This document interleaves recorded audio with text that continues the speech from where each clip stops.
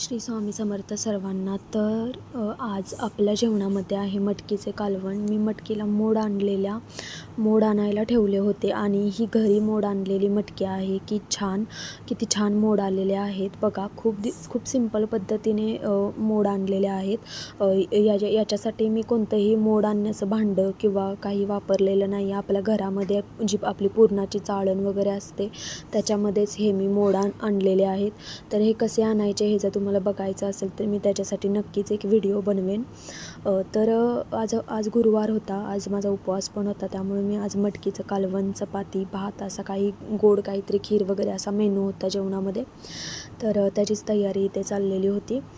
छान असा कांदा टोमॅटो वगैरे भाजून घेत होते मी.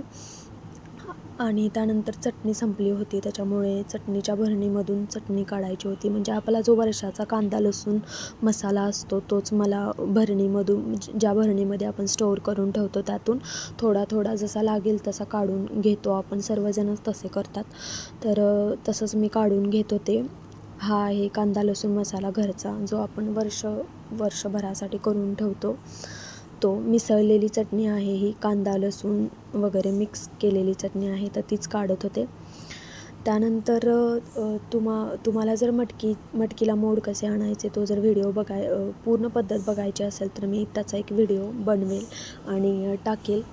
त्याच्यानंतर सायंकाळची देवपूजा वगैरे केली. छान अशी दिवाबत्ती वगैरे केली देवाला. आणि टी व्हीवर इथे मी लावलं होतं स्वामींची आरती लावलेली होती. तर छान वाटतं, थोडंसं प्रसन्न वाटतं घरामध्ये सायंकाळच्या टायमिंगला असं काहीतरी आपण लावलं तर. बाहेरचा असं काही वातावरण होतं आज बाहेरचं. पाऊस पूर्णपणेच थांबलेला आहे. 2-3 दिवस झालं पाऊस काहीच पडत नाही आहे. त्याच्यामुळे कपडे वगैरे पण सुकत आहेत घरातली. नाहीतर पावसामध्ये कपडे वगैरे वाळवणं खूप अवघड झालं होतं. त्याच्यानंतर अशी आहे आपली देवपूजा. आणि त्याच्यानंतर किचनमध्ये आत्ता मी कुकरमध्ये भात लावलेला आहे. इकडे मटकीचं कालवण बनवलेलं आहे.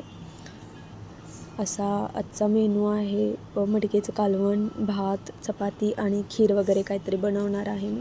खूप दिवसातून व्हिडिओ टाकते आहे, त्याच्यामुळं जेवतानाचा व्हिडिओ मी काही शूट केलाच नाही. डायरेक्टली किचन क्लीन वगैरे झालं नंतर हा व्हिडिओ मी शूट केला. नंतर माझ्या लक्षामध्ये आलं. तुम्हाला जर हा व्हिडिओ आवडला असेल तर चॅनलला सबस्क्राईब करायला विसरू नका, लाईक करायला